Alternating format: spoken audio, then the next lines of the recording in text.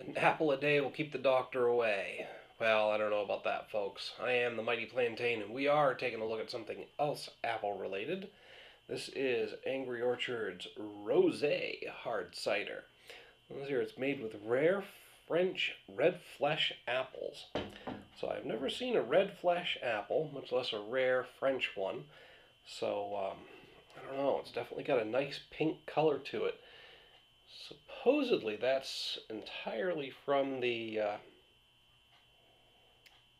apple itself. It doesn't say anything here about having any artificial coloring in it, so interesting. It also says here it's naturally gluten-free, so if you're one of the extremely small percentage of the population that actually has to worry about that, or I guess even part of the much larger segment of the population who think they have to worry about that, it is gluten-free.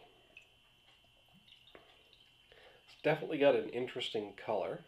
Between the pink color and the name rosé, it actually makes me think more of wine than a hard cider or any other kind of brew.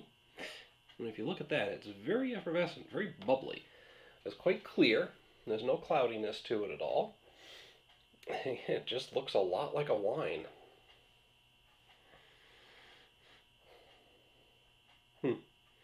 The fruitiness and booziness actually makes it smell a bit like a wine too.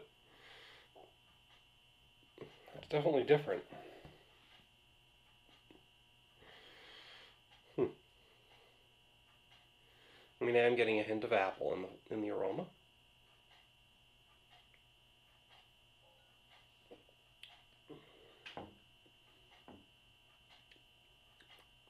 It's an interesting flavor.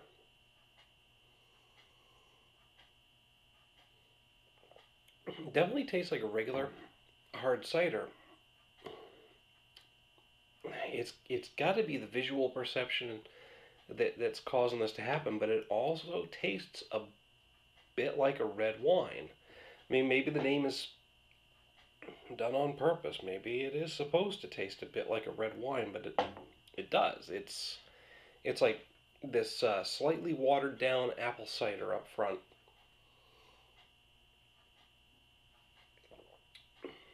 Kind of sweet, kind of sour, a little dry. Well, maybe it's the dryness that's causing it to do this. But it finishes like a red wine. It finishes on the tongue like a red wine. Maybe it's just all in my head because of the color and the name, but I don't know. Overall, it's definitely different, at least for a hard cider. I'm getting a little bit more of the sourness now, but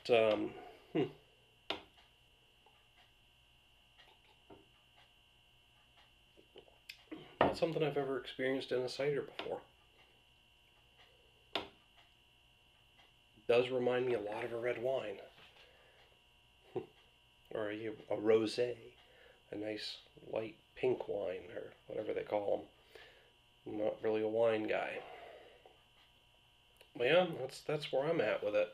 Huh, that's interesting. Overall, I think I'm going to hit this with a 4 out of 5. I'm tempted to go with a 3.5, but it's just different and unique enough that I feel it gets the extra points. So, a full-on 4 out of 5. I'm really enjoying it. It's easy to drink. It's impressing me with the different flavor and the fact that it's just very reminiscent of a red wine. But hey, that's just what I have to say about it. Actually, hit me up down in the comments, the email link down below.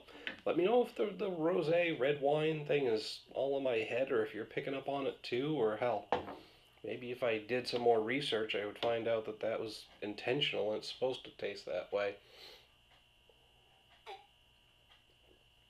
While you're down there, make sure to hit me up with a like and a share. Don't forget to subscribe. When you subscribe, you get a notification whenever I post a new video.